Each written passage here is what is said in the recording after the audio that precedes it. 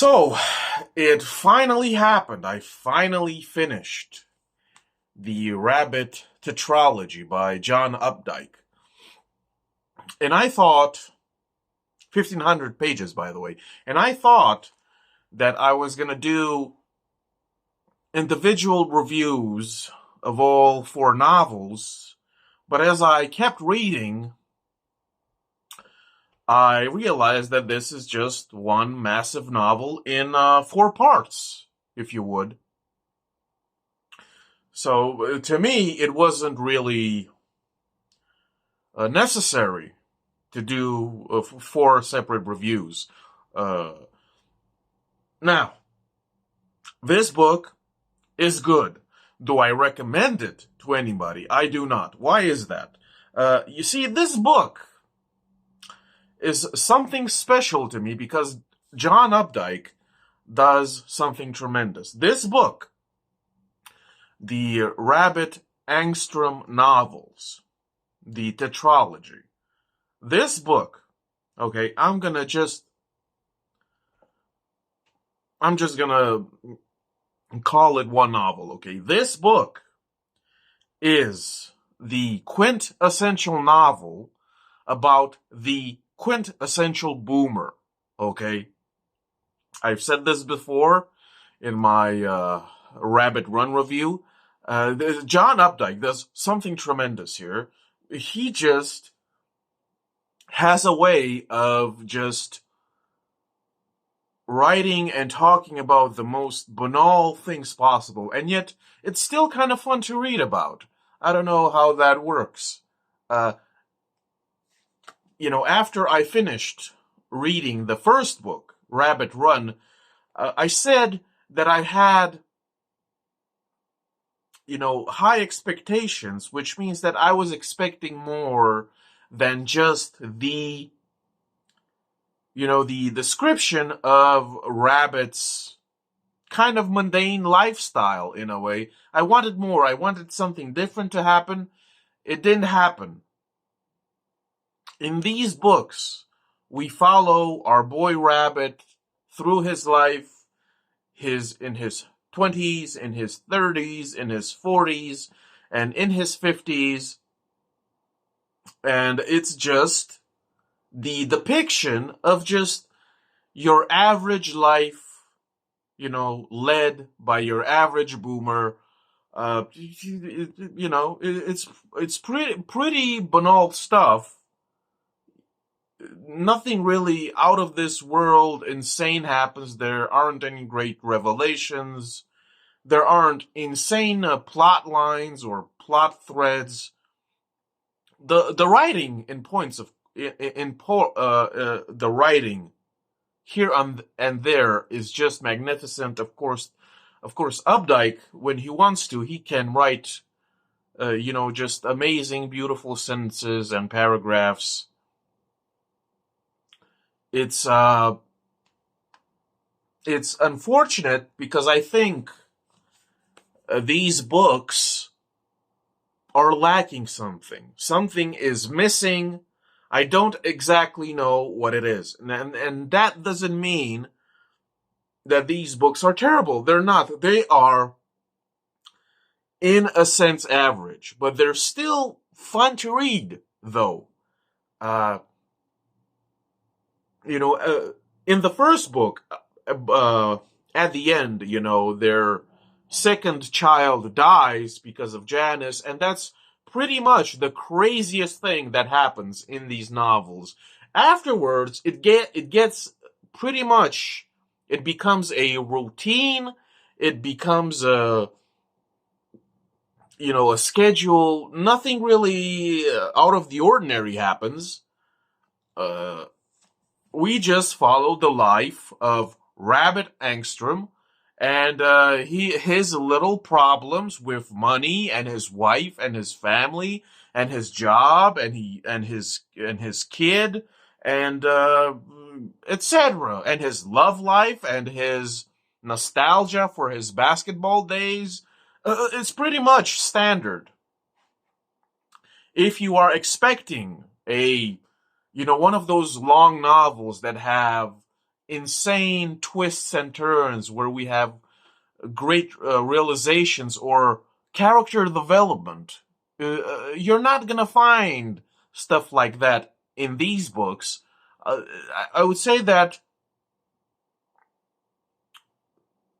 the character development that occurs in these books are just as mundane as the plot itself. Uh, Characters, the main characters, they change a little bit here and there in their attitudes, in the way they think, in the way they act, but nothing really tremendous. It's not a shift where you go, "Oh shit, this is real now." It's just mundane, you know. It's not one of those novels where you're halfway through and you're just like, "Oh my god, this change is insane. This character development is out of this world." It's not. Okay, it's not. It's just following and depicting the average life, the everyman's life. Uh, Rabbit, to me, I think what John Updike was trying to do with Rabbit is that even though Rabbit had a potential when it comes to basketball, he somehow fell through the cracks. He became an adult and things just worsened. This to me is just how life is, okay? Because we can all remember when we were younger, maybe before we were adults, that we had a talent, a skill, a passion. We were good at something and we thought, this is who I am. This is what identifies me as somebody different. And we thought that perhaps because we were good or above average at something, we had a prowess. We thought that this would be our career or something like that. And as it turns out, life has different plans. So in this gigantic book, Rabbit, after he grows up and gets a job and has a family, it all goes downhill. And this is exactly what John Updike depicts, that for most people, life is just, you grow up, you become an adult, you get a job, it's all downhill from here. This is what John Updike does here, and he depicts it masterfully, where even though his life sucks, his job sucks, his family is terrible, his life is going nowhere. It's just stagnation. Our boy Rabbit still has the nostalgia, the member berries for his basketball days in high school, and it's a damn shame. And I will always say this, every time basketball is mentioned throughout this book, every time Rabbit has like a Vietnam flashback of his glory days in basketball, I kept imagining Al Bundy with his 4 touchdowns in a single game. It was just hilarious. This was the one thing that he excelled at, basketball in high school. And afterwards, his life was just nothing, just mundane banality. And it's just something else to read, This is what these books are about. And John Updike does an amazing job. It's just, you know what it is? It's kind of depressing. It's kind of sad because you can see that our boy Rabbit, he had a passion. He had an insane potential, perhaps. He might have done something with this talent, with this skill. Maybe he would have become a coach, a major league coach or something. I don't know. Something with basketball. Even though this was his passion in life, even though he excelled at it, and even though he had prowess above average, he was one of the top, if not the top, instead of somehow continuing with this, he just became another average Joe, just slogging around in life with chores and labors, and That's pretty much it. It's a sad thing to read because, this, to me, Rabbit is the only likable character in these novels because everybody else is just terrible, terrible, right? And this is why I like him, is because, with all of his flaws and all of his defects, at least Rabbit Angstrom has, I don't know, a bit of character, a bit of personality, a bit of pizzazz, a bit of, dare I say, riz. Rabbit has riz. He has charisma. He stands out. His attitude, even though some of the things that he does are a bit questionable, I mean, he's just lovable in a goofy way. I like him. Okay. He has a certain attitude that persists throughout the novel. And I just love, when he is being annoyed by other characters, he just has these responses, these replies that are so sarcastic, so, they pack a punch. They are filled with attitude. It's a joy to read, by the way. Every time he has a reply, it's just so funny. It's hilarious. And this is why I like him. With all of his flaws and defects, at least he stands out and at least he is likable. Whereas everybody else is just kind of there. The characters, the rest of the characters, the main characters, they are just kind of there. Okay. And I want to talk about this because Updike does something here that is out of this world. Okay. Now listen.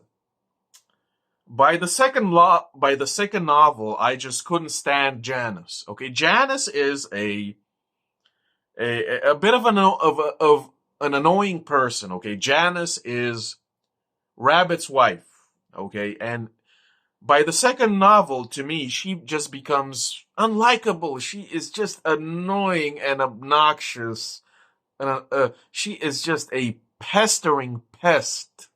Okay, she is just, it rubs me the wrong way, And the fact that Rabbit can tolerate her, even in minute doses, is just something else. So Janice, to me, throughout these books, is consistent because she is annoying as hell. I don't like her. She's terrible. If I were Rabbit, I would have divorced her ass a long time ago. It's just, my God.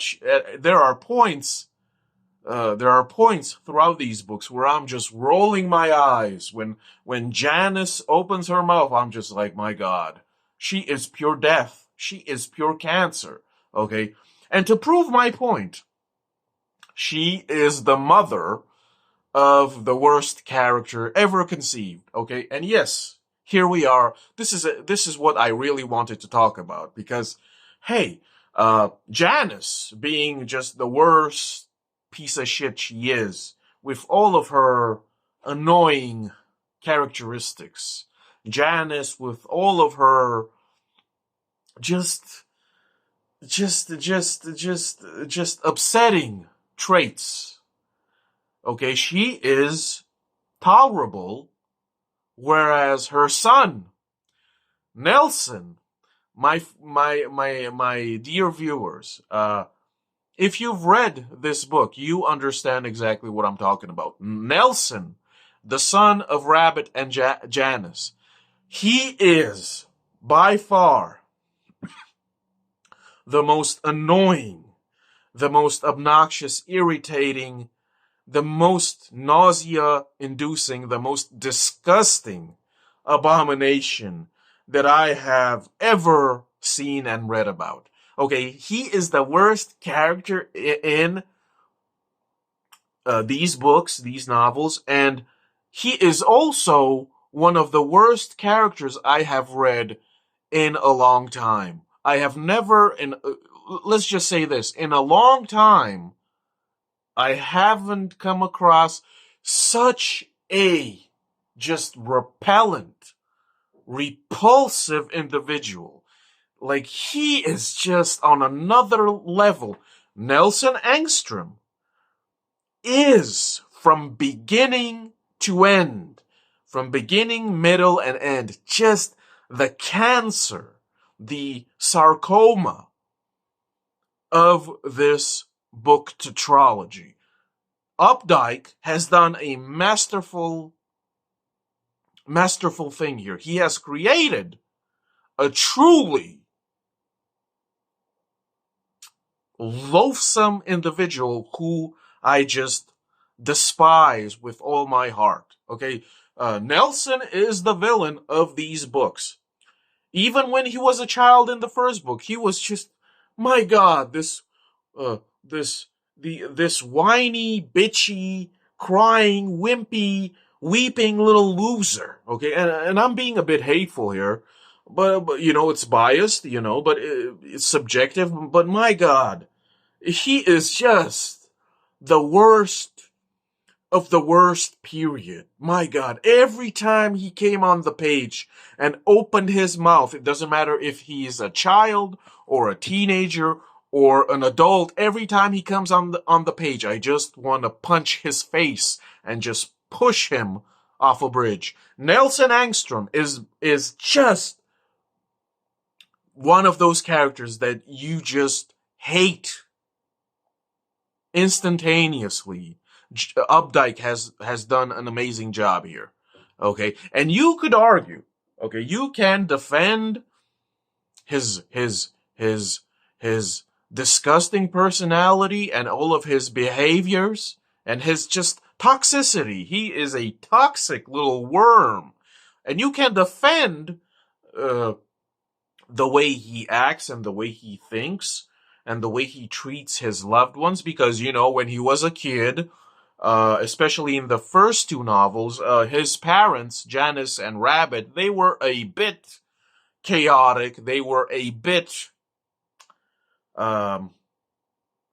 negligible. They neglected Nelson when he was a kid during that most important period in a child's life. Yeah, you know, first of all, in the first book, Rabbit just leaves and just hooks up with a prostitute. And in the second novel, Janice basically does the same. She just leaves and just hooks up with Charlie Stavros and, you know, is threatening with divorce. And basically, during his most important years, Nelson was a bit alone because his parents were just crazy people. They were just trying to live their lives for their own sake. They were a bit selfish, a bit narcissistic. They kind of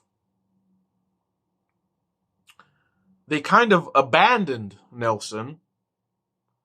And, you know, I can understand why you would defend Nelson and why you would defend the way he is, the way he acts, his slimy personality.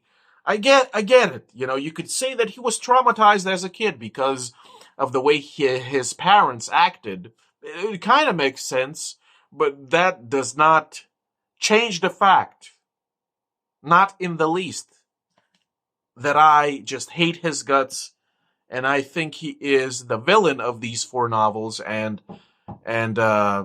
he, to me, he does not deserve any absolution. He does not deserve to be forgiven. Nelson does not deserve to be, you know, he does not deserve to repent. He does not deserve salvation. Because of his personality, I just don't like this dude. He gives me a bad vibe. I find him suspicious.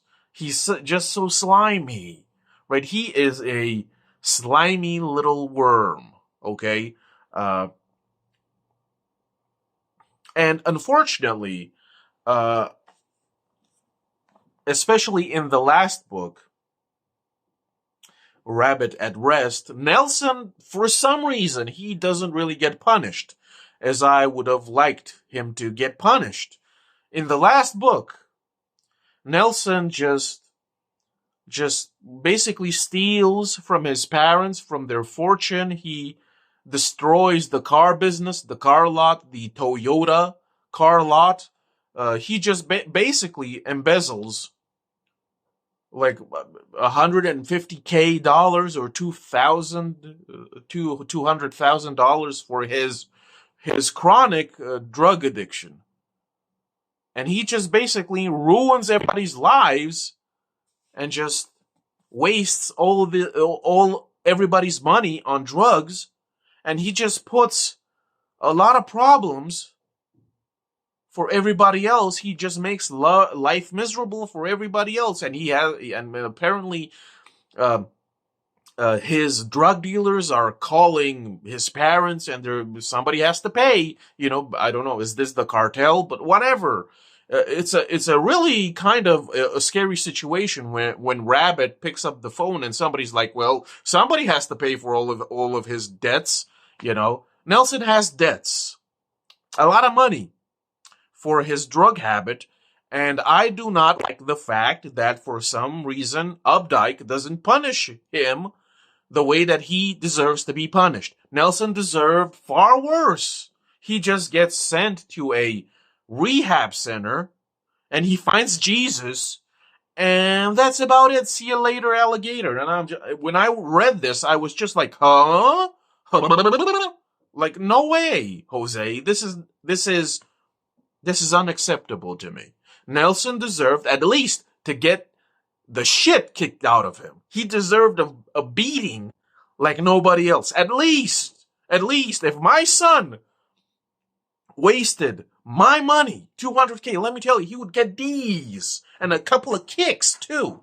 Okay, but he doesn't get punished as he rightfully deserved, and I was left a bit perplexed, stunned. Okay, by the end, and this is, this is a bit of a, I don't know what you would call it, a retcon or a Deus Ex Machina, or Updike kind of forgot. I don't know the context of this, but in the last couple of chapters in the last book, like the cartel members who wanted their money back from Nelson or Rabbit or whoever, they don't call anymore, and they aren't mentioned anymore, and there are no confrontations.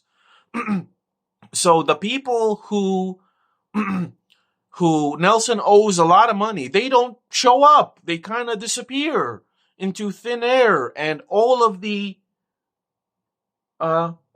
tension of this plot line just disappears. And I don't know what Updike was thinking. Maybe he kind of forgot about this plot thread, but it kind of goes away. This is the problem. These cartel members or drug dealers who want their money back for the drugs that Nelson consumed, they just disappear. They don't call anymore. They're not threatening anymore. And I'm just like, I don't know what happened. It just kind of happened. They just, the situation kind of solves itself without any contribution from any character. And I was just a bit irritated. I think this is what I like to call lazy writing when it comes to this plot thread with the drug dealers. It resolves itself. Nobody gets put in danger. Nobody gets hurt. They kind of go away, and this is lazy writing in my view. Okay. But here is something else. We have Rabbit Run, we have Rabbit Redux, we have Rabbit is Rich, and then the last novel is Rabbit at Rest. And this is something a bit sad that I want to talk about. The last novel, Rabbit at Rest, is a bit depressing. It is a bit morose, because we are dealing with an older man now. Rabbit is middle-aged, in his mid-50s. He gets sick. And this entire novel is just about Rabbit and his heart problems and his rendezvous with his doctors and his cardiologists, etc., etc., and all of this medical terminology about his health and his heart condition and all of the surgeries, and it becomes a bit of a drag, and it becomes a bit of a downer. And I suppose this was the intent, but because the last novel is a bit of, I wouldn't say bland, but it is just, you know what's coming. And every time you read about Rabbit's chest pains and all of his chest pangs and the fact that he can't control himself with his munchies, even though it just destroys his health, it's just sad, you know. Now he isn't, you know, that youngster who was just good at basketball. He's an old dude. He's a boomer, and he is on his last few steps, and by the end, he dies suddenly. You know, the last couple of paragraphs before the book ends are just sad. And this is what happens, is that his death at the end just comes so suddenly, because he just dies. Because that's exactly what death is in real life. You are talking with a loved one, and then 5 minutes later, they're just gone. They're dead.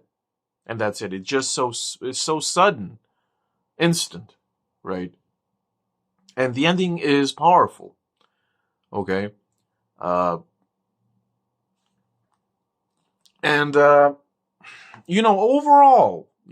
like I said, these 4 novels depict,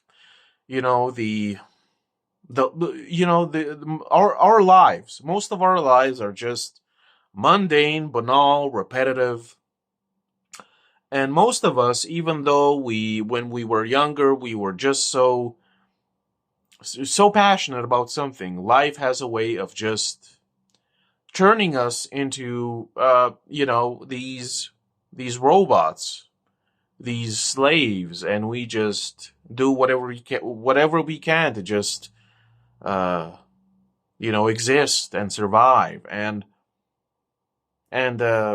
even with somebody like Rabbit, who had a potential, a skill, life just ate him up and spat him out like bubblegum, and his life was just a downward spiral ever since.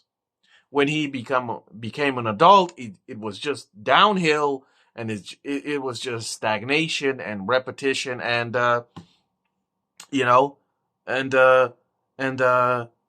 this is why this is the quintessential novel about the quintessential boomer. Now, because his talent or his skill no longer exists, what our Rabbit does in order to not go insane is that he just sleeps with any woman he can. He's just a notorious dog. He just constantly just frets about money and investments and gold and silver and all of his accounts and the car lot, yada yada yada. And he takes trips, whatever, and he plays golf. And there's a lot of golf, okay, especially in the last novel. A lot of golf, classic traditional boomer stuff. And I just love his casual racism, his casual misogyny, his casual ism in general. Every negative or toxic ism that you can think about, Rabbit Angstrom has that ism. He's a racist, he's a sexist, he's a misogynist. Everything that you can think of, he has it. He is that person. And he's just so casual about it, though, right? But I would say that this pretty much is it. Again, I don't really recommend anybody to read the Rabbit Tetralogy, because to me it's not a masterpiece. It's a good set of novels. It's good. It's just good. But it's not a masterpiece because it just depicts life in the most banal way possible. The writing is amazing at times. Updike is a master, although the Rabbit books are not masterpieces. Okay? And the reason why Updike is a master is that in these books, he just depicts what life really is and what life really is. For most of us, it's just a slow slog. It's just slow disintegration. It's just, you grow up, you face reality, you face the music. All you have is a lame-ass job from 9 to 5. You struggle a lot. You're never really successful. And, slowly but surely, you will succumb to illness, to aches, to all of the disappointments that life has to offer. Because in the end, life is just a big disappointment, right? And that is why he is such a master, because he masterfully depicts just what life is for most of us. It's just a slow disintegration, a slow succumbing to the, to all of the unfortunate events of life, and basically what we are left with is one massive disappointment. Okay, it's not an earth-shattering, book series. These novels are not going to keep you hooked. They're not going to keep you up at night. You're not going to think about them constantly. Those are the traits of a real masterpiece, and unfortunately, the Rabbit Angstrom books are not a masterpiece. They're good. They're very good, but they're not masterpieces. And that is why I do not recommend it. Okay? At times, it becomes a chore, a drag to read. There are moments here and there where things kind of slow down, and it's just, for example, there are insane descriptions, one after the other. Just Updike in these books that he just cannot stop talking about all the flowers and all the trees and all the leaves and all the grass and the lawn and the wind and the rain and 1,500 pages of that stuff becomes a bit annoying, doesn't it? It becomes kind of like, what are we doing here, though? Right? And all of this talk about golf and golfing and oh boy, it's and every time Rabbit goes into town or drives in general, he just can't stop musing and contemplating about the fact that everything is changing from his childhood. Every building, the city in general where he grew up, all the streets, everything is changing back in my day. And I'm just like, yeah, of course. Right? It's just, after a while, it becomes a drag to read about, what this is that, Rabbit is a bit put off by the fact that even the memories of his childhood are not preserved. The town in which he grew is no longer the same. Everything changes. All of the buildings, all of the roads, even the cars, everything changes. The fashion, etc., etc. I think he has a problem with the fact that nothing remains standing. Nothing will survive the ravages of time. And this is one thing that I really appreciate about his character, that even though he is this jovial, charming, charismatic guy, throughout these books, you can tell that in the back of his head, he is always kind of thinking about death and his death. Death is always on his mind.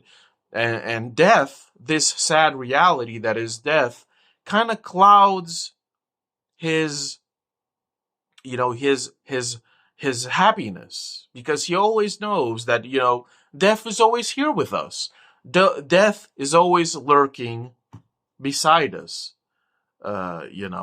This is one facet of his character which stands out to me, that it doesn't matter if he is 20 or 30 or 40, death is always on his mind. And by the end, as always, death claims another, but that's about it. If you enjoy this content, if you want to support your boy, I got a few books on Amazon. The link will be down below. If the link does not work, you can search my name, Griffith Samsara. Thanks for watching. Keep on reading good books. See ya.